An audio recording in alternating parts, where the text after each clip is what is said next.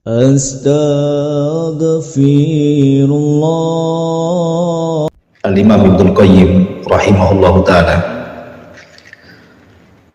ketika membahas tentang berapa sebenarnya mukjizat yang dimiliki Rasul itu, beliau sampai mengatakan jumlahnya 1000 lebih. Jadi Rasul itu diberikan 1000 lebih mukjizat yang tidak diberikan kepada para nabi. Kenapa? Apa alasannya? Karena di antara kekhususan Nabi Shallallahu Alaihi Wasallam yang tidak diberikan kepada para nabi adalah Nabi diutus kepada seluruh manusia. Beda dengan para nabi diutus kepada kaumnya saja. Ketika para nabi diutus kepada kaumnya, maka mukjizat yang diberikan pun akan disesuaikan dengan adat istiadat kaumnya. Contohnya mukjizat Nabi Musa, adat istiadat kaumnya di zaman Nabi Musa, mereka suka mempelajari sihir, sehingga mukjizat yang diberikan kepada Musa mirip-mirip sihir, tapi bukan sihir dia mukjizat. Di antaranya tongkat bisa menjadi ular, kemudian tangan dimasukkan ke pesak jadi bercahaya gitu ya, kemudian dipukulnya tongkat ke lautan jadi terbelah gitu ya. Ataupun contoh yang lain, mukjizat yang diberikan kepada Isa bin Maryam, karena di zaman itu kan zaman kejayaan perobatan, banyak ditemukan obat-obatan sehingga mampu menyembuhkan banyak penyakit. Maka di antara mukjizat Nabi Isa adalah menyembuhkan penyakit. Bahkan ada yang lebih hebat, bisa menghidupkan orang mati dengan izin Allah. Atau contoh mukjizat Nabi Saleh. Di zaman Nabi Saleh, orang suka mahat batu, ya kan, dimasukkan, mereka buat istana kan, karena mereka keturunan kaum Ad. Jadi orangnya kuat-kuat, gede-gede, mereka membuat istana-istana dari batu, bukan untuk ditempati, hanya kegemaran saja. Sehingga mukjizatnya pun ada mengait dengan batu, minta dikeluarkan unta dari batu gitu ya. Lah kalau Nabi SAW berbeda, Nabi itu diutus kepada semua manusia yang adat istiadatnya satu daerah dengan daerah itu kan berbeda-beda, satu negara itu dengan negara lain berbeda-beda, sehingga wajar mukjizatnya itu bermacam-macam gitu ya. Ada yang berkaitan dengan masalah perobatan, ada yang berkaitan ya semacam keanehan-keanehan macam sihir tapi bukan sihir mukjizatnya, atau menghabarkan sesuatu yang gaib menjadi sebuah kenyataan, dan banyak lagi nanti kita akan kaji. Pertama, kita urut dari mukjizat Nabi Shallallahu Alaihi Wasallam, peristiwa Isra dan juga Mi'raj. Ini mukjizat besar bagi Nabi, karena tidak pernah diberikan kepada para nabi yang lain. Hanya Nabilah pernah di Isra Mi'rajkan Allah Subhanahu wa Ta'ala sampai di Sidratil Muntaha. Paling tinggi para nabi di langit ke-7 Ibrahim kan itu ya. Kemudian di langit ke-6 ada Nabi Musa, di langit ke-5 ada Nabi Harun, kemudian di langit ke-4 ada Idris, langit ke-3 ada Nabi Yusuf, langit kedua ada Harun dan ada Yahya dan Isa, di langit pertama Adam. Jadi paling tinggi sampai langit ke-7 saja.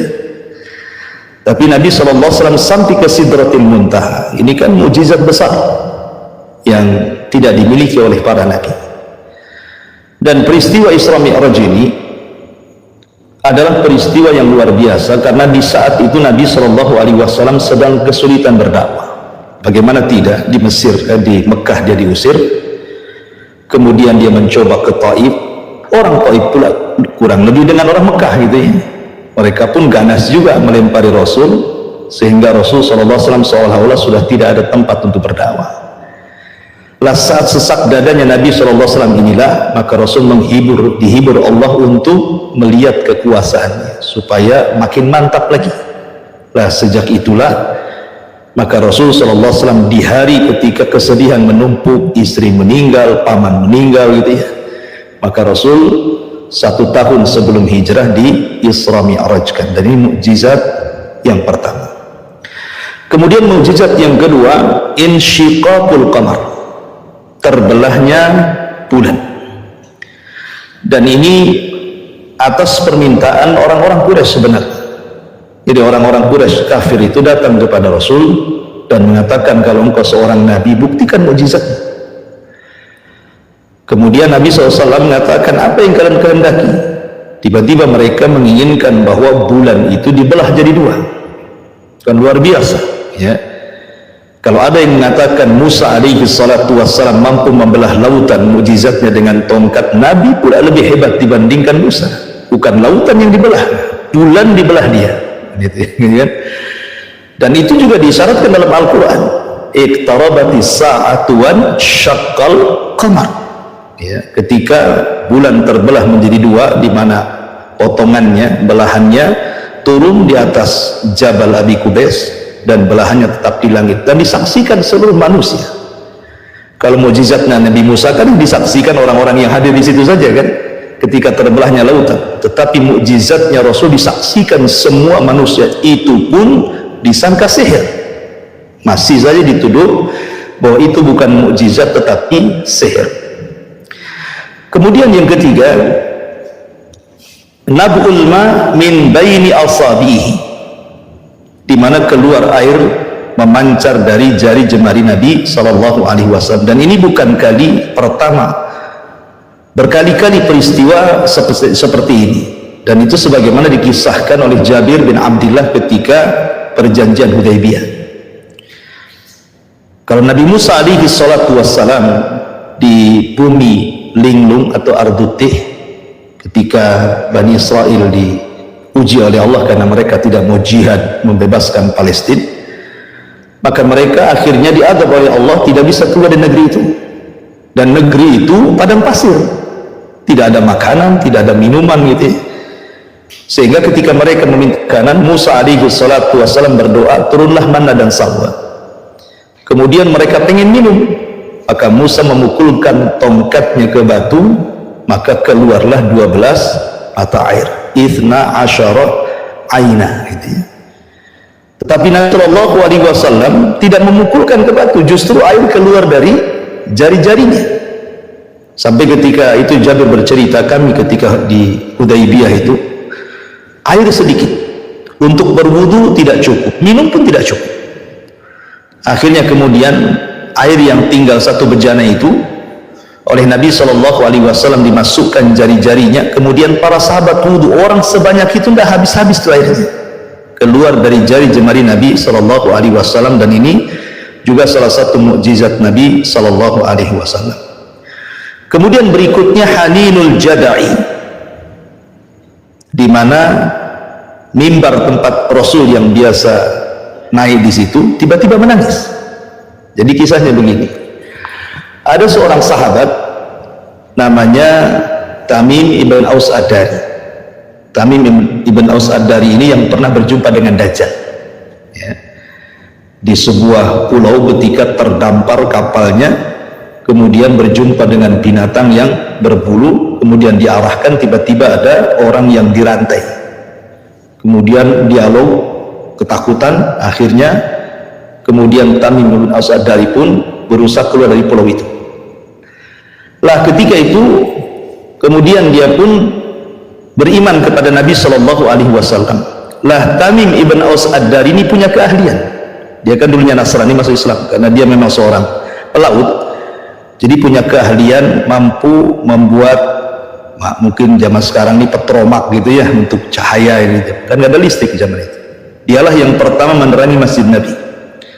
Kemudian dia karena pandai membuat perahu, jadi dia buatkan mimbar bagi Nabi, sehingga karena Rasul sudah tidak lagi di pelepah kurma yang biasa beliau naik, karena sudah ada mimbar baru. Jadi ketika Rasul kemudian perdana naik mimbar itu, tiba-tiba pelepah kurma yang biasa Rasul berdiri di situ menangis, dan itu kedengaran para sahabat ya. Kemudian Nabi Shallallahu Alaihi Wasallam turun, kemudian mengelus pelepah itu kemudian diam. Kata Rasul, kalau aku diamkan maka dia akan menangis sampai kiamat. Gitu kan? Nah, menunjukkan bahwa ini mukjizat Nabi SAW, sampai kayu saja menangis gara-gara sudah tidak diinjak Rasul Sallallahu Alaihi Wasallam untuk berkhutbah. Ini juga mukjizat Rasul Sallallahu Alaihi Wasallam. Kemudian juga taslimul hajar, di mana bebatuan dan juga asjar, pepohonan, mengucapkan salam kepada Rasul. Dan peristiwa seperti ini bukan kali pertama, tapi berulang-ulang. Bahkan sebelum diangkat jadi nabi pun, di mana batu dan juga pepohonan itu mengucapkan salam, dan itu dilihat dari pengakuan Maisarah. Maisarah itu pembantu Khadijah, bukan perempuan. Maisarah itu laki-laki. Jadi Maisarah ini kan disuruh oleh Khadijah sebelum menikah, disuruh untuk menemani Rasul berdagang ke Syam. Dan Khadijah mengatakan kepada Maisarah, catat segala sesuatu peristiwa yang kau dapati selama berjalanmu dengan Muhammad itu. Lah, salah satu catatan yang dilaporkan kepada Khadijah adalah dia mengatakan, aku melihat sepanjang jalan mulai dari Mekah menuju Syam, awan menaungi kami dan kami tidak pernah kepanasan di padang pasir. Kemudian yang kedua, setiap melewati pepohonan dan juga bebatuan, maka terdengar suara salam kepada Nabi Sallallahu Alaihi Wasallam. Dan itu juga menjadikan mukjizat. Mungkin bahasa para ulama, kalau keanehan sebelum diangkatnya beliau menjadi Nabi dan Rasul disebut irhasat namanya, ya, irhasat. Tapi kalau sudah diangkat jadi Nabi dan Rasul disebut mukjizat. Ada irhasat, ada mukjizat. Kalau irhasat itu sebelum diangkat jadi Nabi dan Rasul. Kalau mukjizat setelah diangkat jadi Nabi dan Rasul. Tapi ada yang tidak membedakan, dua-duanya mukjizat. Dan sebelum diangkat menjadi Nabi dan Rasul saja sudah banyak keanehan gitu ya. Di antaranya perang Gadah gitu kan, 50 hari setelahnya lahirlah Nabi.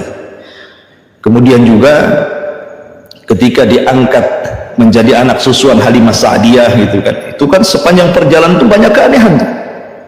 Di mana Atan, unta kurus yang ditunggangi Halimah itu, padahal dia datang paling belakang, tiba-tiba pulang paling pertama sampai gitu. Untanya nggak capek, nggak lelah, karena yang menunggangi adalah calon seorang nabi. Kemudian juga di antara mukjizat beliau adalah himayatul malaikati lahu, di mana malaikat senantiasa menjaga Nabi.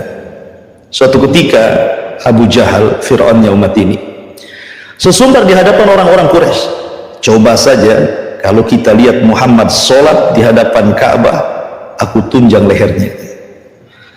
Dan itu para pemuda orang-orang Quraisy rupanya baru ngomong begitu, betul-betul Rasulullah datang. Kemudian betul-betul sholat di Ka'bah situ. Jadi orang-orang ini menagih janji Abu Jahal. Abu Jahal, tadi kau ngomong apa tadi? Kalau si Muhammad itu sedang sholat dan posisinya sujud, kau akan tunjang lehernya. Dia sedang sholat tuh. Betul-betul dilaksanakan sama Abu Jahal. Tiba-tiba mendekat Nabi SAW, kemudian hampir kakinya menginjak leher, tiba-tiba dia terpental dengan sangat jauh sekali. Dan dia pun ketakutan, sehingga dia tidak berani mendekat Rasul. Sehingga orang-orang kafir Quraisy, anak-anak muda di sekitar itu heran gitu, ada apa? Apakah kau tidak jadi wahai Abu Jahal untuk menginjak leher si Muhammad itu? Ini pengakuan Abu Jahal sendiri. Dia mengatakan, aku tidak bisa. Fa inni ra'aitu la khandaqan wa haulan wa ajnihatan, katanya. Demi Allah, aku tidak bisa mendekati dia karena antara diriku dan dirinya ada parit api yang sangat besar, menakutkan, dan seolah-olah aku dihempas sayap, katanya. Kata Nabi SAW, laudana minni lahtatafannahul malaikatu udwan. Coba dia sekali lagi mendekati diriku, tentu malaikat akan mematah-matahkan semua badan dia, katanya. Dari sini turun ayat, ara'aita alladhi yanha abdan idha shalla ara'aita in kana 'alal huda aw amara bittaqwa. Ya. Ini juga mukjizat Nabi SAW, penjagaan para malaikat. Kemudian juga di antara mukjizat Nabi SAW adalah sama'u li ahlil kubur. Rasul bisa mendengar atau diperdengarkan orang-orang yang diadab di kuburan. Jadi suatu ketika Rasul lewat, tiba-tiba kemudian ada dua kuburan itu, Nabi berhenti di situ. Sahabat heran gitu, ada apa? Rupanya Nabi SAW mengambil pelepah kurma yang masih basah, kemudian dibelah menjadi dua, kemudian ditancapkan satu di kuburan yang satunya, dan satunya di kuburan yang satunya. Kemudian Rasul menceritakan, tadi aku mendengar suara dua orang ini sedang diazab dan berteriak-teriak kesakitan. Maka aku tancapkan pelepah ini, mudah-mudahan sebelum kering bisa meringankan azabnya, kata Rasul. Tetapi ini khususiah Nabi ya, ini khususiah Nabi, jangan pula ditiru. Biar umpamanya nggak diazab, tanami pula pohon pisang di situ. Kita kan nggak dengar orang yang dikubur diazab. Kalau antum mengikuti cara Nabi, antum suudon sama orang yang dikubur. Gitu ya. Jadi boleh jadi dia sedang mendapatkan nikmat kubur, kan ngapain antum tancap-tancap pohon pisang di situ. Artinya bahwa ini khususnya Nabi Shallallahu Alaihi Wasallam. Kemudian juga di antara mukjizat Rasul ihtijaj Jabal Uhud. Jadi suatu ketika Rasul bersama Abu Bakar dan Umar serta Utsman ibn Affan radhiyallahu anhu itu naik di atas Bukit Uhud. Tiba-tiba ada lini, ada gempa gitu ya, bergegar itu Bukit Uhud itu. Jadi Nabi Shallallahu Alaihi Wasallam tiba-tiba berhenti, Abu Bakar berhenti, Umar berhenti, Utsman juga berhenti, karena bagaimanapun di atas gunung kemudian gempa kan takut nih kan. Tiba-tiba Rasul mengatakan, ya Uhud, tenang wahai Uhud, tenang, fa inna alaika siddiqun wa syahidan, di atas kamu ada siddiq, maksudnya Abu Bakar, dan ada dua orang yang akan mati syahid, ya kan? Dan betul rupanya Umar mati syahid, dibunuh oleh seorang majusi, Abu Lu'lu', dan Utsman juga mati syahid, dibunuh oleh kelompok Sabaiyah. Tapi lihat bagaimana Nabi Shallallahu Alaihi Wasallam menenangkan bukit itu. Tiba-tiba kemudian bukit itu langsung tenang. Dan ini terulang ketika Rasul berada di Bukit Hira. Jadi dua kali kejadiannya. Pertama di Bukit Uhud, yang kedua di Bukit Hira. Kasusnya sama. Kata Rasul, uskut ya Jabal, diam kau gunung. Tiba-tiba diam. Nah, ini mukjizat Nabi Shallallahu Alaihi Wasallam. Kemudian juga diantaranya adalah syifa'u ba'di ashabihi ala yadaihi biidnillah. Rasul bisa mengobati dengan kedua tangannya sahabat-sahabat Rasul, dan ini beberapa kasus. Salah satunya adalah kasus dalam perang Uhud. Abi Qatadah radhiyallahu an pernah kemudian matanya kena pedang sehingga keluar kelopak matanya.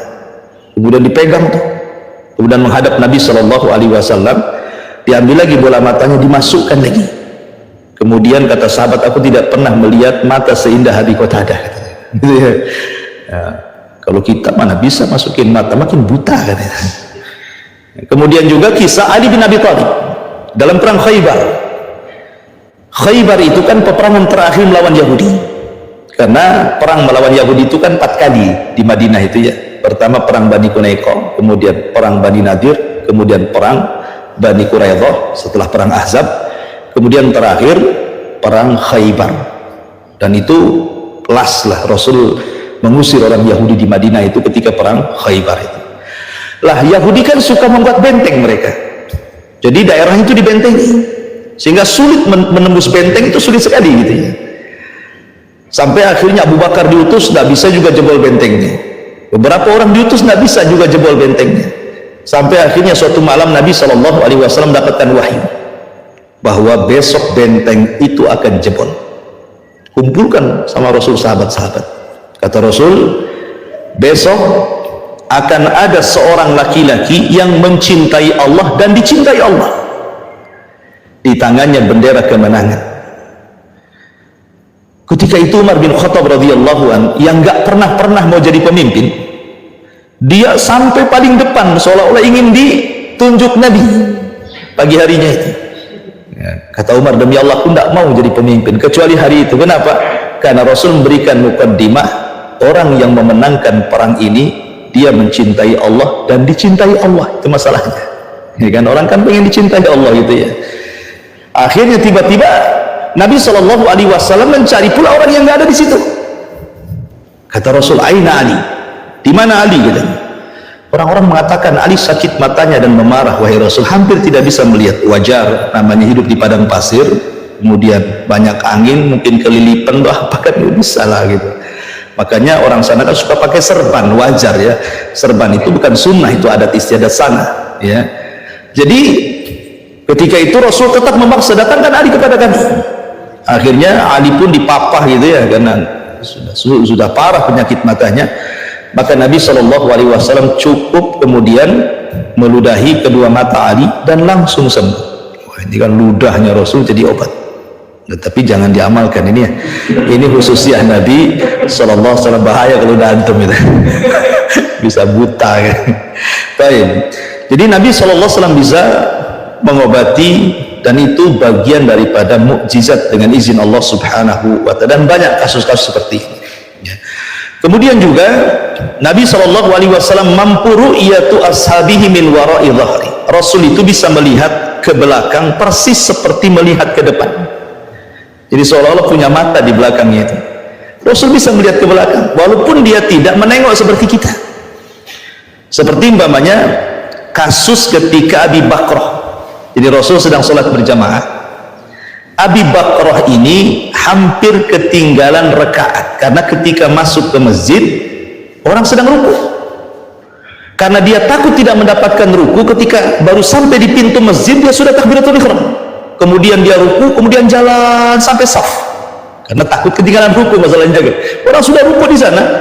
Kalau saya pamannya seorang sedang ruku mengarah ke sana, mungkin sudah i'tidal kan, nggak keburu. Jadi karena takut ketinggalan ruku, jadi dari pintu masjid sudah Allahu Akbar ruku dan jalan sampai ke saf. Sampai selesai sholat dia ikut salam. Kata Nabi SAW selesai sholat, siapa tadi yang jalan sambil ruku? Katanya. Kok tahu Nabi juga? Ya, sebanyak itu para sahabat satu masjid, macam mana mau lihat? Ya. Tiba-tiba Abi Bakrah mengatakan, ana ya Rasulullah, katanya. Maka Rasul mengatakan, zadakallahu hirsan wala ta'ud. Semoga Allah menambah kesemangatan ibadahmu wahai Abi Bakrah, tapi jangan kau ulangi ya. Jangan kau ulangi gitu ya. Kalimat jangan kau ulangi inilah menjadi khilaf para ulama. Apakah jangan kau ulangi ruku sambil berjalan, ataukah jangan kau ulangi sholatmu, artinya sudah sah gitu ya. Dari sinilah maka khilaf para ulama, apakah orang mendapatkan ruku itu dapat satu rakaat? Dan itulah pendapat yang kuat bahwa orang mendapatkan satu rakaat itu ketika mendapatkan rukunya imam. Ya, dari hadis Abi Bakrah ini pendalilannya. Ya, ini menunjukkan bahwa Nabi SAW melihat ke belakang persis seperti melihat ke depan. Kemudian juga di antara mukjizat Rasulullah tauqirul wahsyi lahu sallallahu alaihi wasallam wa ihtiramuhu. Bagaimana binatang menghargai Rasul. Imam Ahmad dalam musnadnya meriwayatkan satu hadis dari Anas bin Malik radhiyallahu anhu. Jadi suatu ketika Anas sedang dibonceng oleh Rasul di atas keledai. Jadi kendaraan Rasul itu kan, kalau keseharian Rasul biasanya nunggang keledai. Tapi kalau agak jauh sedikit pakai kuda. Kalau jauh sekali pakai unta, gitu ya. Jadi keledai itu binatang yang paling sederhana. Ya, begitulah kesederhanaan Nabi gitu ya. Kalau bisa antum beli 3 mobil lah ya, mobil Combat 1 yang jelek gitu ya untuk operasional ya. Kalau yang jauh yang agak cantik sedikit gitu ya. Jadi Nabi SAW suatu ketika membonceng Anas, belusukan di ganggang kota Madinah. Tiba-tiba kemudian terlihat oleh seekor unta, dikejar sama unta itu. Orang-orang sudah khawatir, kenapa unta itu mengejar Nabi? Tiba-tiba kemudian unta itu persis menghadang di depan keledai Rasul. Secara tiba-tiba terburuk, tiba-tiba sujud unta itu, kemudian menangis, ya kan? Sampai air matanya nampak di pipi unta tersebut. Maka Rasul langsung turun, kemudian mengusap air matanya, kemudian Rasul berteriak, man sahib hadal jamal, siapa pemilik unta ini? Faja'a fatan minal ansar, datang anak muda dari Ansar, ana ya Rasulullah, aku pemiliknya wahai Rasul. Maka Rasul marah dan mengatakan, afala tattaqillah ya fulan, tidakkah kau bertakwa kepada Allah wahai fulan? Allati mallakakallahu iyaha, Allah sudah kuasakan unta itu kepadamu. Fa innahu syaka alayya, lihat untamu mengadu kepadaku, untamu mengadu kepadaku. fa innaka tuji'uhu wa tut'ibuhu, engkau hanya bisa mempekerjakan tapi engkau tidak bisa mensejahterakan unta ini. Kau membuat dia letih dan lapar. Nah, unta saja paham kemana harus mengadu. Kadang-kadang kita ini persoalan-persoalan itu tidak paham, padahal jelas aduan kita ini kepada Allah dan Rasulnya. Idza tanaza'tum fi syai'in farudduhu ila Allah wa Rasul. Kalau kalian bermasalah sebuah perkara, larikan perkara itu kepada Allah dan Rasulnya. Jangan pula lari ke adat pula, ya, lari ke perasaan, lari ke adat gitu ya. Walaupun adat itu bersinggungan dengan syariat, nggak peduli, dibela-belanya gitu ya. Jadi itulah Islam mengajarkan solusi terbaik itu kembali kepada Allah dan Rasulnya. Lo unta ini lo nggak paham apa-apa, nggak berakal pun, tapi dia tahu kemana mengadu. Ini kan sebuah faedah bagi kita bahwa unta ini memberikan pelajaran kepada kita bahwa solusi dalam setiap permasalahan kita ini hanya ada pada Allah dan Rasul. Selain itu tidak akan dapat solusi terbaik. Lah ketika sahabat nih melihat unta ini sujud, protes mereka, Rasul, ini unta nggak berakal, dia sujud kepadamu, harusnya kami yang berakal yang sujud kepadamu. Maka Rasul SAW mengatakan tidak. Lau amara an yasjud ahadun li ahadin la amartul mar'ata an tasjuda li zawjiha li idhami haqqiha. Kata Nabi SAW, kalau seandainya Allah perintahkan aku kalian sujud kepada yang lainnya, maka yang pertama kali kuperintahkan seorang istri sujud kepada suaminya karena besarnya haknya, tapi itu pun tidak diperintahkan, ya kan? Ini diantara mukjizat yang ke-14. Kemudian juga selanjutnya nuzulul matar bidu'aihi Nabi sallallahu alaihi wasallam, turunnya hujan dengan sebab doa Nabi sallallahu alaihi wasallam. Jadi suatu ketika Rasul itu sedang khutbah Jumat. Jadi Rasul ceritanya ini sedang khutbah Jumat, datang orang Badui, tiba-tiba memutus. Rasul lagi khutbah, namanya orang Badui kan, itu main putus-putus saja dia kan. Rasul lagi ceramah, diputusnya. Kemudian dia mengatakan, Rasul, desa kami kekeringan, jalan-jalan sudah pecah, ladang-ladang kering kelontang, tidak ada yang hidup dari tumbuhan, hewan-hewan hampir mati. Tolonglah berdoa kepada Allah agar hujan. Maka lagi khutbah itu Rasul langsung mengabulkannya tuh. Langsung Rasul kemudian mengangkat kedua tangan dan berdoa doa istisqa. Subhanallah, belum lagi Rasul menurunkan tangannya, hujan sudah lebat. Dan hujan tidak berhenti sampai 1 minggu, sampai akhirnya banjirlah desa itu. Jadi Jumat depannya datang lagi Rasul, tolonglah berdoa kepada Allah, hentikanlah hujan itu. Kemarin minta hujan, sekarang minta dihentikan karena kebanjiran desanya.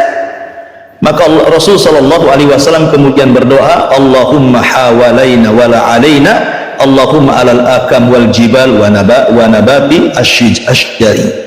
Ya Allah, kalau bisa hujan ini kau alihkan ke bukit-bukit, ke gunung-gunung, ke tempat-tempat yang tumbuh-tumbuhan, pohon-pohonan di situ. Maka akhirnya hujan pun berpindah gitu ya.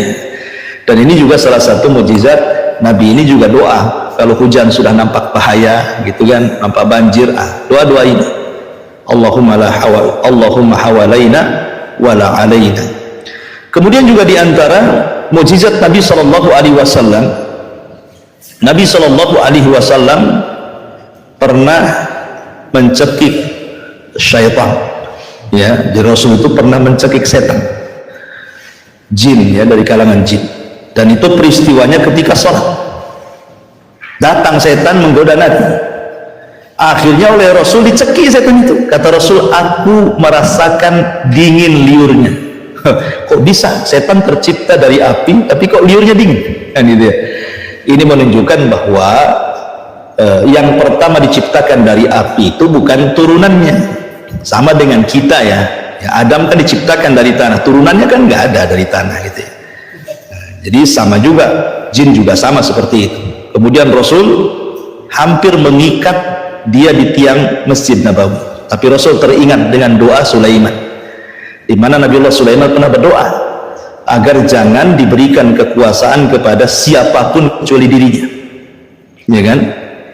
Tidak boleh ada orang yang diberikan kekuasaan seperti dirinya, kata Sulaiman. La yang bagi ahadan minal alam. Maka Rasul teringat dengan doa itu, maka itu pun tidak jadi mengikat. Padahal kata Rasul, kalau aku ikat setan itu, maka aku buat jadi dia mainan anak-anak, besoknya dilempari, katanya. Tapi kemudian dilepas oleh Nabi Shallallahu Alaihi Wasallam. Dan ini mukjizat Rasul, bisa menangkap setan dan mencekiknya. Kalau kita mana bisa. Makanya kalau dulu ada orang yang jubah-jubahan nangkap jin di rumah, itu acting itu. Mana bisa ditangkap setan? Cemana pula nangkapnya? Ditangkap, dihadang, kayak main-main sinetron kan itu ya. Mana coba? Masukkan botol. Masalahnya botol itu bawahnya lubang, keluar lagi dari lubang. Jadi sebenarnya tidak mungkin. Makanya kata para ulama akidah, orang itu tidak bisa melihat jin kecuali punya jin. Kalau dia melihara jin, maka dia bisa melihat jin. Makanya jangan kemudian kita katakan anak kecil yang punya indera lebih dari 5 tuh, indera ke-6 ke ke-7 gitu ya, indigo gitu ya, itu bukan anak ajaib, itu anak kesurupan, itu harus diruqyah karena itu ada jinnya, ya kan. Kemudian juga diantara mukjizat Nabi Shallallahu Alaihi Wasallam adalah beliau pernah suatu ketika meramalkan kematian Umayyah ibn Khalaf. Jadi suatu ketika gini, Nabi Shallallahu Alaihi Wasallam pernah mengatakan kepada Sa'ad bin Mu'ad. Sa'ad bin Mu'ad itu kan kawan dekatnya Umayyah ibn Khalaf. Umayyah ibn Khalaf ini ya kalau di Quraisy itu ya sejajar dengan Abu Jahal, pembesar lah gitu ya. Nah, jadi suatu ketika Sa'ad bin Mu'ad ini kan sudah masuk Islam. Sementara Sa'ad dengan Umayyah bin Khalaf ini kan berkawan di masa jahiliyah. Karena apabila Umayyah ini berdagang ke Syam atau ke Yaman, mesti mampir di rumah Sa'ad bin Mu'ad. Dan Sa'ad bin Mu'ad itu pembesar kaum Aus. Dan Aus itu bagian daripada Ansor itu. Jadi suatu ketika Sa'ad bin Mu'ad di umroh, kemudian dia mampir ke rumahnya Umayyah. Dan Umayyah berjanji untuk menemani dia tawaf. Ketika tawaf berjumpa dengan Abu Jahal, dimakinya sama Abu Jahal, kalau kau bukan kawannya Umayyah sudah kubunuh, katanya. Oh, ini Sa'ad bin Mu'ad digertak gitu, bukan takut ya, dia pemimpin Aus. Coba saja kalau kau bunuh aku, katanya, kalian semua yang dagang dari Mekah ke Syam ataupun ke kota Yaman, tidak ada satupun yang selamat, baik harta atau jiwanya. Ditantang balik gitu ya. Akhirnya kemudian sebelum pulang, Sa'ad ibn Mu'ad menyampaikan kepada Umayyah bahwa kau akan mati di luar haram, katanya. Itu Nabi yang ngomong gitu. Kau akan mati di luar haram, hai Umayyah, kau jangan keluar dari haram, katanya. Lah ketika peristiwa Badar, perang Badar, dan ketika itu kan yang menjadikan peristiwa Badar meletus itu kan karena kafilahnya Abi Sufyan yang pulang dari Syam membawa dagangan orang-orang Quraisy. Rasul ingin mengambil hak, sebagaimana ketika muhajirin mereka hijrah dari Mekah ke Madinah, hartanya diambil. Sekarang berbalik, Rasul mengambil harta mereka sebagai balasan karena mereka sudah mengambil harta mereka ketika hijrah. Akhirnya Abu Sufyan ini juga orang cerdas, ngirim mata-matanya, dan dia ketahuan bahwa Rasul sedang mengarahkan pasukan, maka dia segera mengirim satu penunggang kuda namanya Domdom. Bayangkan tuh, secepat kilat dia ke Mekah memberitahu Abu Jahal. Abu Jahal mempersiapkan pasukan besar sekitar 1000 pasukan lebih, karena Rasul kan yang membawa sekitar 314 orang saja gitu. Lah ketika itu Abu Jahal itu kan menginginkan bahwa orang-orang Quraisy itu, terutama pemimpin-pemimpinnya, harus ikut. Lah salah satunya Umayyah gitu ya. Sementara Umayyah terbayang-bayang dengan perkataan Sa'ad bin Mu'ad bahwa engkau akan mati berdasarkan sabda Nabi di luar haram. Lah ini Badar kan di luar haram kan itu. Tidak mau jadi raya Abu Jahal. Ayolah kamu keluar, kalau nggak keluar kabilahmu tidak akan keluar, katanya. Tidak mau, tetap nggak mau dia. Ya. Akhirnya kemudian Abu Jahal ini cerdas juga, orangnya licik gitu kan. Dikirimnya kemudian buhur, buhur itu semacam untuk perempuan, wangian perempuan, baju perempuan. Kau pakai, kau ini perempuan bukan laki-laki. Tersinggunglah dia kan, karena dianggap kalau tidak mau perang itu dibilang perempuan gitu. Itu aib kan itu. Akhirnya dia tersulut, akhirnya mau juga dia jihad. Jihad ala jahiliyah tentunya ya, bukan oleh Islam. Akhirnya dia ikut bersama Abu Jahal, dan betul apa yang dikatakan Sa'ad bin Mu'adz, dia salah satu orang yang mati di perang Badar, gitu ya, atas sabda Nabi Shallallahu Alaihi Wasallam, dan itu mujizat Nabi. Ya. Kemudian juga di antara mujizat Nabi Shallallahu Alaihi Wasallam dalam peperangan itu juga nuzulul malaika, karena dalam perang Badar itu berapa malaikat turun? 5.000, dipimpin Jibril lagi. Anehnya orang Islam tidak melihat, orang kafir melihat. Sampai Jibril itu menunggang kuda namanya Haizum, kudanya Jibril itu namanya Haizum. Ya, sampai ketika Jibril datang, kata Rasul, menghindar. Para sahabat kan bingung karena nggak melihat malaikat. Kata Rasul menghindar, kasih jalan. Kaidum Haizum. Maka kemudian tiba-tiba orang-orang kafir Quraisy, belum sahabat mencabut pedang, kepala mereka sudah pada melayang kan itu kan. Ini siapa yang membantai mereka? Lah Abi Sufyan yang selamat dalam peperangan itu langsung dia kabur ke Mekah, memberitahu Abu Lahab. Abu Lahab itu pengecut, tidak mau ikut perang, dia hanya nyewa orang untuk menggantikan dirinya saja. Dia menceritakan sama Abu Lahab bahwa dia melihat ada orang yang berjubah putih, naik kuda putih, kemudian pedang terhunus gitu, yang membantai kami semuanya. Akhirnya ada budaknya Fadl bin Abbas yang menyembunyikan keislaman, tiba-tiba nyeletuk. Itulah malaikat yang membantu Nabi. Marah Abu Lahab, ditamparnya budaknya si Fadl. Kau mendukung dia ya, katanya. Pulang budaknya Fadl ini lapor sama istrinya Fadl, marah istrinya Fadl ini karena dipukul budaknya Abu Jahal. Ambil ini kayu, dicarinya Abu Lahab, sudah ketemu, dipentung kepalanya sampai berdarah. Kau sudah menampar budak, wah sekarang kau pentung kepala. Sebab lukanya itulah meninggalnya Abu Lahab. Ya, gara-gara istrinya Fadl bin Abbas itu, ketika dia hendak safar, di tengah jalan dia sakit, akhirnya meninggal, jasadnya dibiarkan sampai 3 hari bau, nggak ada berani orang mendekati, anak-anaknya pun nggak mau mendekati, terpaksa dilempari batu. Itulah batu itu kuburannya, itulah Abu Lahab. Ya, artinya bahwa salah satu mujizat Rasul turunnya para malaikat di peperangan.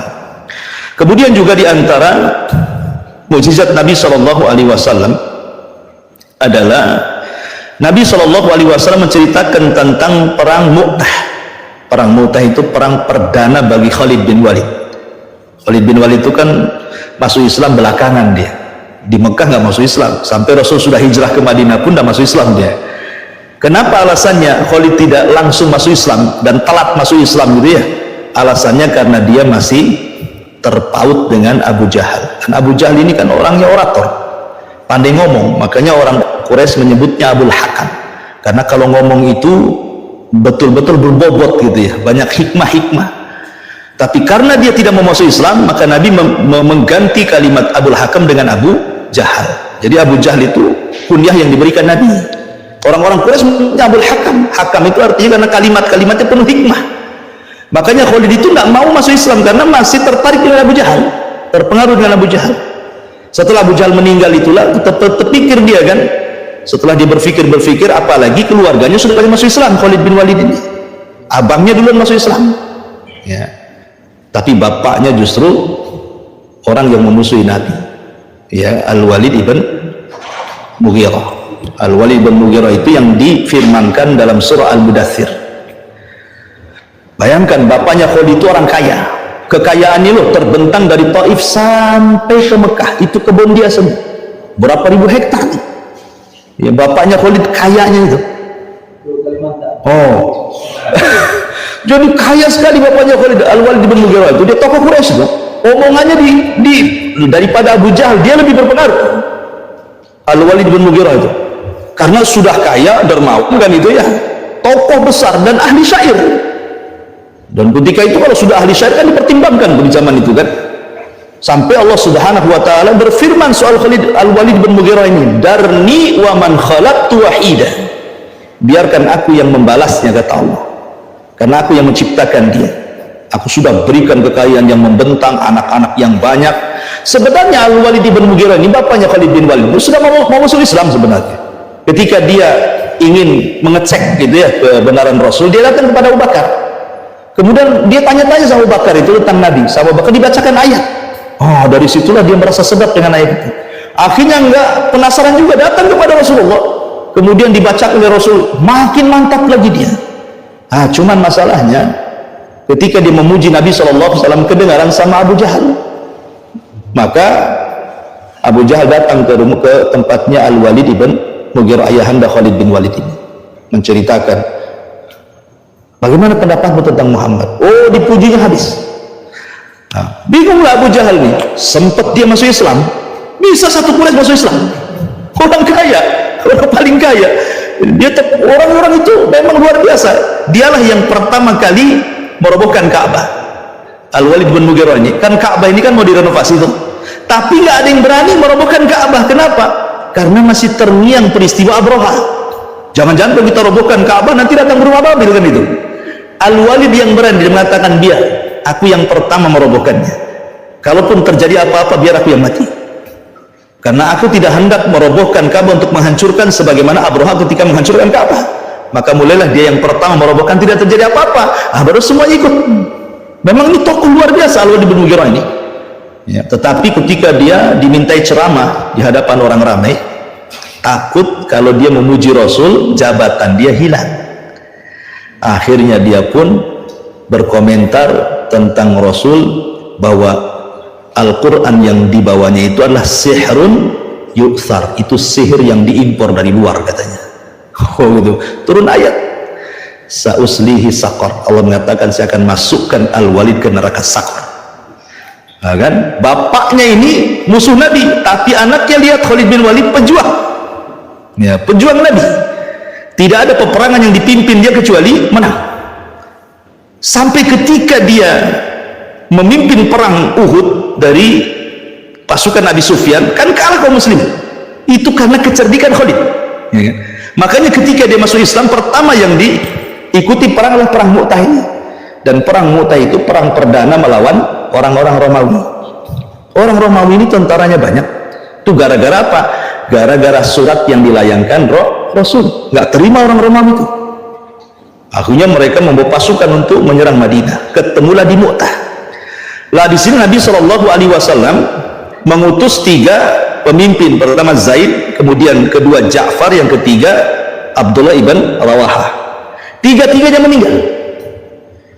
Kata Nabi SAW, kalau Zaid meninggal maka bendera dipegang Ja'far, kalau Ja'far meninggal dipegang Abdullah ibn Rawahah.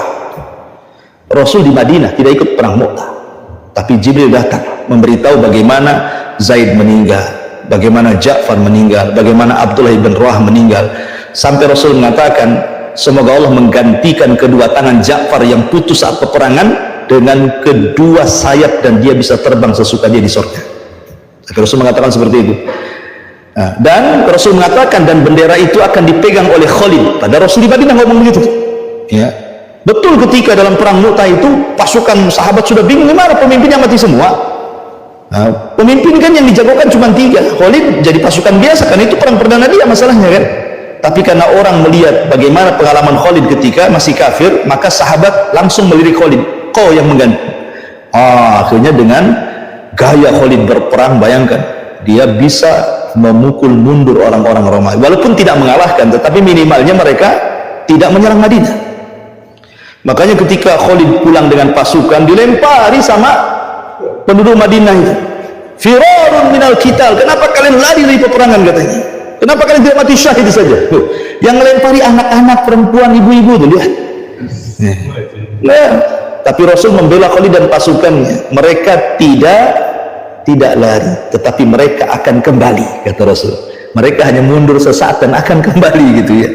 Tetapi di sini bagaimana Rasul mendapatkan kabar, dan itu mukjizat. Kenapa Rasul tahu Zaid meninggal, Ja'far meninggal, Abdullah bin Rawahah meninggal, kemudian bendera akan dipegang Khalid, itu kalau bukan mukjizat?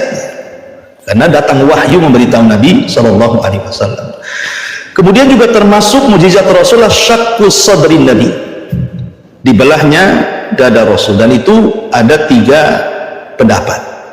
Ada yang mengatakan bahwa Rasul itu dibelah 2 kali ya. Ada yang mengatakan 1 kali, ada yang mengatakan 3 kali ya. Dan pendapat yang rajih wallahu alam, Rasul dibelah dadanya 2 kali itu yang rajih 2 kali. Pertama saat usia 4 tahun di pangkuan Halimah Sa'diyah, dibelah dadanya oleh malaikat, diambil jantungnya, kemudian dicuci dengan air zam-zam, di bejana emas, kemudian dimasukkan dan dijahit kembali. Tentu ini medisnya malaikat ya kan, kalau medisnya orang matilah kan gitu ya. Kemudian ketika saat peristiwa Isra dan Mi'raj, sebelum dinaikkan Rasul dibelah dada lagi. Pendapat yang 3 kali ketika saat diutus jadi nabi. Nah, tapi hadisnya lemah, ya. Maka cuman 2 yang sahih dibelah dadanya Rasul, dan itu sebuah mukjizat. Bayangkan, dikeluarkan jantungnya, dibersihkan, sampai ketika dimasukkan tidak ada penyakit hati. Itu kan luar biasa. Ya, kita ini hari-hari penyakit hati, entah hasad, entah sakit hati, entah dendam, entah sedih, macam-macam itu di hati kita ini, ya. Ya, penyebabnya pun nggak jelas kadang itu. Ya. Jadi ini mukjizat Nabi SAW dengan dibelahnya dada Rasul. Kemudian juga di antara mukjizat Rasul, Nabi SAW pernah menghabarkan kepada seorang laki-laki yang mengaku Islam, dan dia ikut terlibat dalam peperangan. Ada yang mengatakan dia seorang munafik, ya kan? Kata Rasul SAW, "Hadza min ahlin nar." Orang ini termasuk penduduk neraka. Terjadi peperangan. Rupanya orang yang dikatakan oleh Rasul, orang ini penduduk neraka, paling banyak membunuh orang. Dari semua sahabat itu paling banyak membunuh orang. Habis itu dia meninggal meregang nyawa dengan tombak menancap di perutnya. Kemudian sahabat heran, kenapa Rasul mengatakan dia penduduk neraka, sementara di tangan dia orang-orang musyrik sudah banyak yang mati. Justru dia yang berjasa, kan gitu. Tapi Rasul mengatakan tidak, dia penduduk neraka. Kemudian ternyata ini ketika tombak di perutnya, dia tidak sabar, kemudian dia pun menancapkan dengan cara bunuh diri, karena tidak tahan sakit, malah ditancapkan sekali supaya cepat mati. Berarti dia tidak mati syahid, tapi mati bunuh diri. Dari sini maka ini juga penghabaran seperti ini bentuk mukjizat Nabi SAW. Kemudian juga di antara mukjizat Nabi SAW adalah Rasul pernah menghabarkan tentang sosok laki-laki. Rasul tidak pernah melihat, namanya Uwais ibn Amir al-Qarani. Kata Rasul, siapa di antara kalian yang berjumpa dengan Uwais ibn Amir al-Qarani, mintalah doanya, karena orang ini lau aqsama 'ala Allah la abarra. Kalau dia sudah bersumpah kepada Allah, doa apa saja dikabulkan. Rasul tidak pernah berjumpa dengan Uwais. Uwais pun tidak berjumpa dengan Nabi, padahal hidup satu zaman. Dan Uwais itu orang Yaman, Rasul tinggal di Madinah. Uwais ini ingin berjumpa dengan Nabi sebenarnya, cuman karena terhalang dengan ibunya, sakit, dia tidak mau meninggalkan ibunya. Dia betul-betul habiskan waktunya hanya untuk merawat ibunya. Jadi dia ingin ke Madinah menjumpai Rasul, nggak kesampaian sampai Rasul meninggal. Tapi Rasul tahu.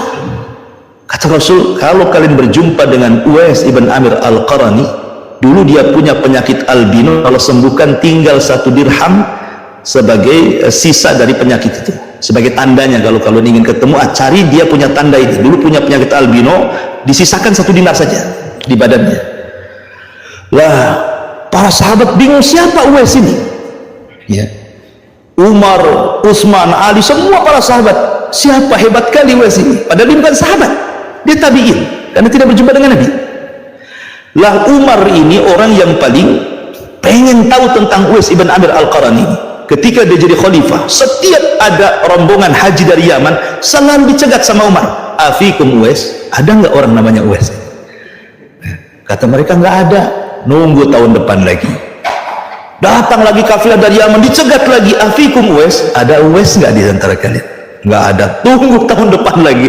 Jadi setiap tahun Umar itu mencegat kafilah dari Yaman, sampai suatu ketika mereka mengatakan, "Ya, ada orang namanya Uwais." Karena ketika itu ibunya sudah meninggal, tinggal dia bisa haji. Ya. Kata Umar, "Di mana?" Maka kata rombongan ini, "Uwais awalnya dari Yaman bersama kami, tapi karena dia tidak punya apa-apa, maka dia pun kemudian sementara waktu dia bekerja kepada seorang kaya yang banyak ternaknya, dia merawat mungkin beberapa hari untuk mengumpulkan biaya supaya bisa makan ketika haji." Kata Umar, "Di mana tempatnya?" Mereka menyebut tempatnya. Umar membawa Ali bin Abi Thalib, dicarinya ke tempat itu, rupanya ada orang sedang sholat. Ya. Kemudian diperhatikan oleh Umar bin Khattab dan dicocokkan dengan ciri-ciri yang disabdakan Rasul. Setelah nampak, kayaknya betul ini Uwais. Kemudian mengatakan, "Apakah engkau Uwais?" Kata Uwais, Tidak, saya Abdullah, katanya. Saya hamba Allah. Kata Umar, semua orang itu Abdullah, hamba Allah. Ya. Saya ingin tahu nama yang diberikan ibumu kepadamu. Akhirnya dia ngaku, saya adalah Uwais. Siapa bapakmu? Abdullah. Semua bapak Abdullah, katanya. Saya ingin nama bapak yang diberikan nenekmu kepada bapakmu. Nah, baru dia ngaku namanya Amir. Engkau Uwais ibn Amir al-Qarani. Kemudian dibuka bajunya, ada bekas penyakit albino yang disisakan 1 dinar itu. Langsung dipeluknya Umar dan mengatakan, ya Uwais, Nabi bersabda begini, aku minta doa. Doanya cuma satu, mintalah kepada Allah agar Allah mengampuni dosaku. Itu saja permintaan Umar itu. Coba bayangkan ya, kalau kita datang kepada Uwais, tolonglah doakan saya kaya, bisa beli mobil, cepat kawin, kan itu ya. Gitu ya. Jadi gitu. Kalau Umar hanya minta aja doanya Uwais itu supaya diampuni, tapi Uwais mengatakan, enggak, kau lebih utama daripada diri. Oh, seorang sahabat Amirul Mukminin gitu. Tetapi akhirnya pun dia mendoakan, tetapi Uwais mengatakan, jangan pernah cerita kepada siapa-siapa, cukuplah engkau saja wahai Amirul Mukminin. Habis itu Uwais ditanya, kau hendak kemana wahai Uwais? Dia mengatakan, aku ingin jihad ke Syam. Maka dikabulkan oleh Umar, diberangkatkan dia ke Syam dan ikut berjihad membuka Persia di sana. Ya, intinya bahwa Rasul menghabarkan tentang Uwais kan. Nah, ini kan mukjizat. Rasul tidak pernah berjumpa kok, tapi Rasul menghabarkan tentang Uwais dan mukjizat Nabi SAW. Kemudian juga di antara mukjizat Nabi SAW adalah Nabi SAW pernah menggendong Hasan dan Husain, cucu Nabi. Anak Rasul itu tidak, maksudnya anak laki-laki Rasul kan meninggal dunia semuanya. Kenapa Nabi tidak boleh punya anak laki-laki hidup? Ya, ada beberapa alasan. Karena kenapa Qasim meninggal di usia 2 tahun? Kemudian Qasim ini kan lahir sebelum Rasul diangkat jadi Nabi, dan itu anak pertama. Ya, di usia 2 tahun dia meninggal. Kemudian setelah meninggal, Rasul langsung punya 4 anak sekaligus, semua perempuan berturut-turut. Ya, Zainab lahir, habis itu Ruqayyah lahir, Ummu Kulsum lahir, Fatimah lahir. Nah, kemudian habis itu punya anak laki-laki lagi setelah diutus jadi Nabi, namanya Abdullah. Makanya oleh Rasul kemudian dijuluki At-Tayyib atau At-Tahir, ya, orang baik, karena diutus setelah jadi Nabi kan. Tapi sayang, belum genap 2 tahun disusui, meninggal. Sedih Khadijah. Sebab itulah kemudian Rasul sedih, makanya kemudian Khadijah mengambil anak angkat namanya Zaid ibn Harithah untuk mengobati Rasul juga kan, karena anak laki-lakinya meninggal semua. Maka dicarikan budak namanya Zaid ibn Harithah, diangkatlah jadi anak angkat sebagai ganti daripada putra-putra beliau yang meninggal gitu. Kemudian di akhir hidup Rasul, Allah takdirkan punya anak lagi, tapi bukan dari Khadijah. Khadijah sudah meninggal kan itu ya, ini kan sudah hijrah, dan itu di akhir-akhir kehidupan beliau, dari Maria budaknya yang dihadiahi oleh Muqawqis Raja Mesir kepada Nabi, namanya Maria Qibtiyah. Digauli Rasul punya anak namanya Ibrahim, baru setahun 6 bulan meninggal juga Ibrahim. Pertanyaannya, kenapa anak-anak laki-laki Nabi harus meninggal semua? Kata para ulama, sebab kebiasaan para Nabi itu, kalau punya anak hidup sampai besar pasti akan mewarisi para jadi Nabi, pasti jadi pewaris Nabi. Ibrahim punya anak Ishak jadi Nabi, punya anak Ismail jadi Nabi, Ishak punya anak Ayub jadi Nabi, Ayub punya anak Yusuf jadi Nabi, kan itu ya. Zakaria punya anak Yahya jadi Nabi, Nabi Daud punya anak Sulaiman jadi Nabi. Seandainya anak Rasul hidup sampai dewasa jadi Nabi, sementara tidak ada Nabi setelah Nabi. Rasul yang mengatakan, la nabiyya ba'di, tidak ada Nabi sepeninggal. Dan Allah mengatakan khataman nabiyyin, penutup para Nabi. Kalau Nabi sudah ditutup Rasul, berarti tidak akan diwarisi. Makanya tidak ada yang hidup anak-anaknya, karena kenabian itu dari jalur laki-laki. Ya, Hasan dan Husain ini dari jalur perempuan kan, Fatimah, makanya tidak jadi Nabi, karena kenabian itu dari jalur laki-laki semuanya. Makanya kemudian Hasan dan Husain ya tidak jadi Nabi, ya cucu Nabi saja. Kemudian alasan yang kedua, kata para ulama, kalau seandainya anak Nabi ada yang sampai dewasa gitu, maka akan terjadi pengkultusan, ya kan. Sekarang aja keturunan Nabi banyak yang dikultuskan, ya kan, habaib-habaib itu ya. Ya, kadang-kadang Terlalu orang mengkultuskan gitu ya. Padahal yang membedakan orang dan kemuliaan itu adalah takwa. Takwa seseorang kepada Allah Azza wa Jalla. Lah, Rasul itu pernah menggendong Hasan dan Husain. Kemudian Hasan dan Husain ini salah satu dari dua cucuku ini, kata Rasul, akan ada yang mendamaikan kekuatan kaum muslimin yang sedang berhadapan-hadapan dan siap bunuh-bunuhan, katanya. Rupanya betul, di saat Khalifah Abu Bakar sudah nggak ada, Umar sudah nggak ada, Utsman meninggal, di sini mulai cekcok. Ada fitnah perang antara kaum muslimin, kubu Muawiyah dan kubu Ali. Ketika Ali meninggal, tahtanya jatuh ke tangan Hasan. Hasan lebih banyak dukungannya dibandingkan bapaknya. Kalau dia mau menyerang Muawiyah, menang. Tetapi Hasan tidak mau. Dia ingin berdamai. Dia serahkan kekuasaannya kepada Muawiyah. Dia tidak menjadi khalifah, hanya 6 bulan saja dia mimpin. Dan ketika itu disebut Amul Jamaah. Dan betul sabda Nabi, di antara dua cucuku ada yang mendamaikan. Kalau Hasan ketika itu terhasut, tidak boleh menyerahkan, perang tuh, bisa bunuh-bunuhan tuh. Hasan udah banyak orang-orang Kufar dukung kan, dibandingkan di masa itu. Tetapi Hasan tidak mau, sudah tahu ini akan banyak korban. Sudahlah, akhirnya persis seperti sabda Rasul, khilafah kenabian itu 30 tahun. Ditutup dengan 6 bulan, kekhilafan Hasan genap 30 tahun. Setelah itu tidak ada khilafah nubuah, yang ada mulkun wa rahmah, kerajaan tetapi diliputi rahmat. Nah, raja pertama ini Muawiyah bin Abi Sufyan. Sampai kapan? Sampai tumbangnya, sampai mulkun wa rahmah itu, sampai mulai dari Muawiyah bin Abi Sufyan sampai runtuhnya Turki Utsmani. Itu masih khilafah, masih berdasarkan hukum Islam. Walaupun banyak kezaliman, tetapi masih menerapkan hukum Islam, ya kan? Baru setelah khilafahnya Utsman, baru sudah kekuasaannya sudah banyak kezaliman, diktator dan begitu seterusnya. Dan nanti di akhir zaman lah khilafah nubuah itu akan muncul ketika munculnya Imam Mahdi. Tapi yang jelas bahwa di sini Rasul mengatakan kepada dua cucunya ini menjadi sebuah kenyataan, dan ini mujizat. Ya, mujizat yang Allah Subhanahu wa taala berikan kepada Nabi sallallahu alaihi wasallam. Kemudian juga Rasul memprediksi dengan wahyu tentunya kematian Utsman. Ya, Utsman bin Affan itu kan sudah diprediksi sama Nabi. Ketika Abu Bakar masuk, kata Rasul, habarkan kepada Abu Bakar, dia di sorga. Umar masuk, kata Rasul, habarkan kepada Umar, dia di sorga. Utsman masuk, kata Rasul, habarkan dia di sorga, tetapi ada tetapinya.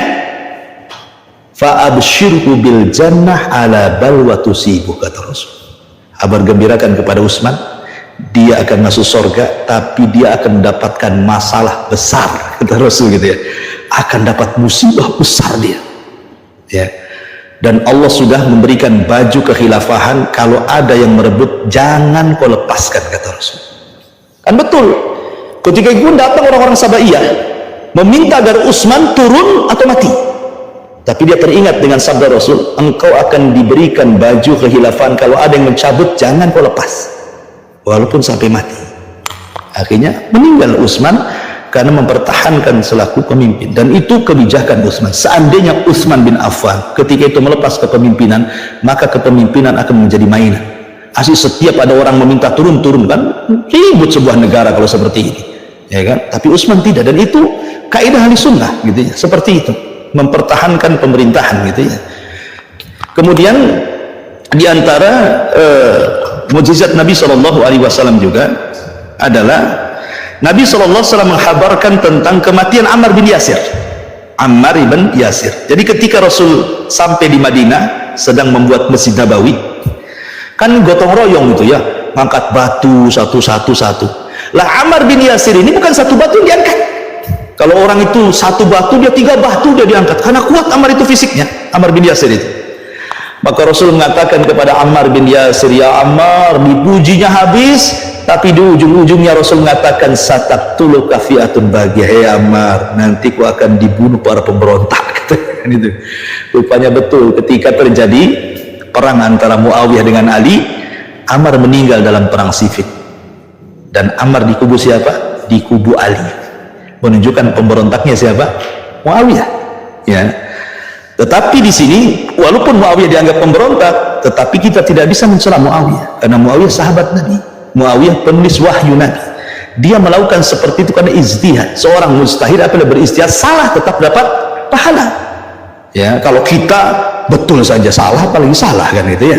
Karena kita bukan seorang mujtahid. Ya, jangan coba-coba berijtihad. Ya. Kemudian juga Nabi SAW menghabarkan tentang Handalah. Handalah itu yang meninggal dalam perang belum mandi junub. Jadi habis menggauli istrinya, tiba-tiba datang panggilan jihad. Ya khailallah irkabu, kuda-kuda Allah, bersiaplah perang. Belum sempat mandi junub, udah baris. Akhirnya mati dalam peperangan, mati syahid. Kata Rasul, Handalah ghasilul malaikat. Dia jasadnya sedang dimandi besarkan para malaikat. Maka disebut ghasilul malaikat. Luar biasa. Dan itu mukjizat Rasul, mampu menghabarkan perkara-perkara yang gaib. Kemudian juga di antara mukjizat Nabi SAW adalah tentang kisah Khabbab bin Arat. Khabbab ibn Arat. Jadi Khabbab bin Arat itu kan dibeli oleh tuannya karena dia seorang pandai besi. Tuannya itu punya bengkel pembuatan senjata. Akhirnya nyari budak, dapatlah Khabbab di pasar Ukat itu. Karena dilihatnya Khabbab ini orangnya kebal, kekar gitu ya, bisalah untuk bekerja di pandai besi. Dibeli. Ya. Jadi ketika dia jadi pandai besi, bekerja kepada tuannya, Allah takdirkan Khabbab ini tertarik masuk Islam. Ketahuan sama tuannya, setiap hari disiksa dengan cara apa? Dibakarkan besi, kemudian disundut semua badannya, tidak ada satupun badan tersisa kecuali ada sundutan besi. Khabbab bin Arat. Akhirnya nggak tahan karena hari-hari disundut besi, kayak kita disundut rokok gitu ya, kan panas sekali. Hari-hari seperti itu, siapa yang tahan? Akhirnya dia datang kepada Rasulullah. Rasul sedang bersandar di kiswah Ka'bah. Kemudian dia mengatakan, ya Rasulullah, ala taranana, tidak kau iba melihat kami? Kata Nabi SAW, ada apa wahai Khabbab?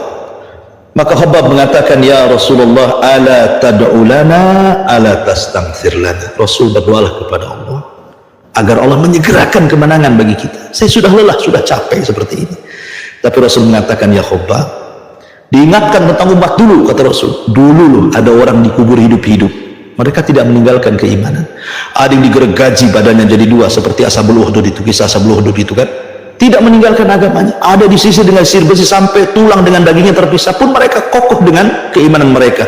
Ya Khabbab, kau tergesa-gesa, nanti loh akan ada kemenangan. Sampai orang berjalan dari Son'a ke Hadral Maut tidak takut kecuali kepada Allah. Ya, sampai diucapkan seperti itu, dan betul menjadi sebuah kenyataan. Hadral Maut, Son'a itu kan kinayah daripada negeri Yaman. Negeri Yaman masuk Islam. Ya. Dan itu menunjukkan bahwa mukjizat Nabi SAW, kemenangan itu sudah terjadi, bukan hanya di Yaman saja, sampai ke Syam di situ menyebar sampai ke sini. Bahkan Rasul pernah diperlihatkan ujung timur, ujung barat, selatan dan utara kan. Dan itu menunjukkan bahwa Islam akan sampai ke ujung-ujung itu. Dan sekarang sudah menjadi kenyataan, di semua benua ada Islam sampai ke sini Islam, ya kan. Kemudian juga diantara, jam berapa ini? 10 menit lagi lah, ya kan. Saya pun sila ini lama-lama pegal juga. Ya, baru sebuah asam urat masalahnya. Baik, kemudian juga diantara mukjizat Nabi SAW, Rasul itu pernah mengatakan kepada sahabat tentang lalat, ya kan. Rasul mengatakan apa? Idza dakhalat dubabu fi ina'i ahadikum, apabila seekor lalat masuk nyemplung di sini nih, di minuman salah seorang di antara kalian, kata Rasul, fal yaghmisu, celupkan dalam-dalam, ambil, buang, minum. Nah, kata Rasul gitu ya. Kalau mau diminum maksudnya nggak ada air lagi, kalau nggak suka ya dibuang saja. Artinya kalau nggak ada air lagi, cuma itu saja, tiba-tiba ada lalat dan kita masih butuh dengan air itu, jangan langsung dibuang, lalat, celupkan dulu, kata Rasul. Kenapa? Karena di satu sayap terdapat penyakit dan di satunya ada penawarnya. Sebagian orang meneliti, pihak kedokteran, ahli-ahli kesehatan, dan terbongkar memang betul-betul ada. Jadi penawar racun lalat itu ada di situ juga. Ya memang Allah itu terkadang maha adil kan. Terkadang kita makan durian rupanya obatnya di kulit durian kan itu ya. Orang kepatu ular juga obatnya dari bisa ular. Orang kena corona rupanya vaksin itu dari corona kan itu ya. Jadi memang nggak jauh-jauh dari situ obat itu. Ya, diteliti dan itu mukjizat Nabi. Ya. Kemudian ketika Nabi SAW bicara tentang jumlah persendian manusia, zaman dulu mana meneliti persendian berapa jumlah sampai sejumlah-jumlahnya, sedetil-detilnya Rasul tahu. Siapa yang ngasih tahu? Ya Allah, kan itu. Dalam sebuah hadis Nabi SAW mengatakan, innahu khalaqa kulla insanin min bani Adam ala sittina wa thalathumiyati mifsal. Sesungguhnya Allah menciptakan manusia itu dari bani Adam, jumlah persendian itu 360 sendi. Dan setelah diteliti oleh pakar kesehatan, memang ada 360 persendian manusia itu. Ya, menjadi sebuah kenyataan gitu ya, diteliti memang segitu jumlahnya. Ya. Kemudian juga ketika Rasul menceritakan tentang proses manusia kan, kehamilan kan, janin yang 40 segumpal sperma, 40 berikutnya segumpal darah, 40 berikutnya segumpal daging, sampai ditiupkan ruh dan begitu seterusnya. Itu semua adalah mukjizat dari Allah Subhanahu wa taala, menunjukkan bahwa ini salah satu mukjizat yang luar biasa. Jadi secara kesimpulan begini saja. Jadi mukjizat Rasul itu tentu yang paling besar Al-Qur'an. Kalau kita bicara tentang ijazul Quran, luar biasa.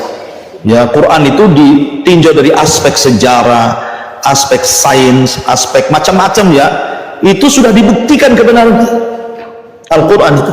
Karena itu memang mukjizat luar biasa. Orang Arab saja yang fasih bahasa Arabnya tidak bisa mendatangkan satu ayat itu satu surat, karena luar biasa ilmu bahasanya itu. Ya, banyak orang-orang mendengar Quran itu gara-gara mendengar Islam, gara-gara mendengar Quran. Seperti contohnya Umar bin Khattab. Orang kan banyak menceritakan Umar itu kalau masuk Islamnya Umar itu ketika dia mau membunuh Nabi, ya kan, kemudian dihadang oleh seorang sahabat yang menyembunyikan keislamannya. Kemudian ditanya, Umar, kau mau pergi kemana? Kata Umar, membunuh si Muhammad itu. Kata orang ini mengatakan, maukah kuhabarkan ada perkara lebih besar daripada kau datang ke rumah dari Arqam? Kenapa? Adikmu masuk Islam, kan? Fatimah datang dia. Rupanya Fatimah dengan Sa'id bin Zaid sedang membaca Quran dengan Khabbab. Akhirnya Umar mendobrak rumahnya, dipukulnya Fatimah. Dia menyesal karena sudah memukul adiknya, kemudian suruh mandi, baca Quran, masuk Islam. Ini riwayat lemah ini. Riwayat ini secara matan dan sanad itu lemah. Kenapa? Gak masuk di akal. Masa Umar suruh mandi, dia masih kafir. Apa manfaat mandinya? Ya, orang kafir suruh mandi, gak ada manfaat mandinya. Ya. Kemudian juga nggak mungkin Umar sudah memukul Fatimah sampai berdarah-darah, tiba-tiba suruh mandi lagi emosi. Masa Umar mau kayak gitu kan gitu. Jadi para ulama mengatakan secara sanad dan matan itu lemah riwayat seperti ini. Lalu kisah yang sahih tentang masuk Islamnya Umar itu apa? Riwayat Imam Mujahid, dan ini riwayat yang paling dengan dalil. Jadi sebab Umar masuk Islam itu karena Umar itu suatu ketika sedang tawaf di Ka'bah, Rasul sedang sholat. Ya. Kemudian Rasulullah SAW membaca suratul Qaf dari situ ya. Kemudian setelah Rasul membaca surah Qaf, bahwa Quran itu bukan sihir, Quran itu, dan yang membacanya Rasul itu bukan majnun, bukan orang gila, banyaklah di surah Qaf itu intinya. Lah ketika setelah mendengar surah Qaf itulah Umar tersentuh. Dengan sebab mendengar surah Qaf itulah Umar masuk Islam. Dan banyak sahabat yang gara-gara mendengar Quran masuk Islam. Contohnya Zubair bin Mut'im. Dia sudah hendak membunuh Nabi gara-gara apa? Pamannya mati di perang Badar. Datang dia ke Madinah. Rasul sedang sholat maghrib, baca surah Toha. Didengerin baik-baik surah Toha itu. Kata Zubair, wallahi hatta kada qalbi an yatir. Demi Allah hatiku mau terbang mendengar surat itu. Tiba-tiba dia masuk Islam, bukan dia?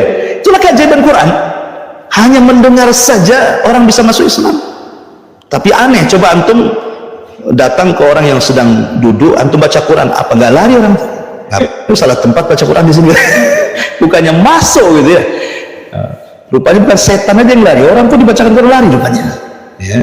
Jadi dari sini ikhwatul fillah bahwa Quran itu keajaiban luar biasa. Jadi mukjizat Rasul itu ada yang sudah terjadi dan tidak mungkin berlalu, seperti terbelahnya bulan tadi ya.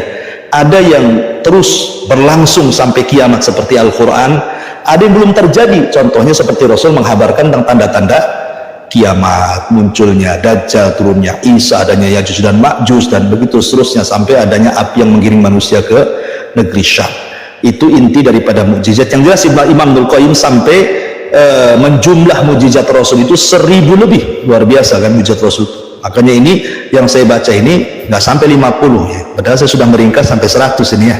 Karena akhlak-akhlaknya Rasul itu juga mukjizat. Contoh yang paling mudah saja, Rasul itu suka senyum.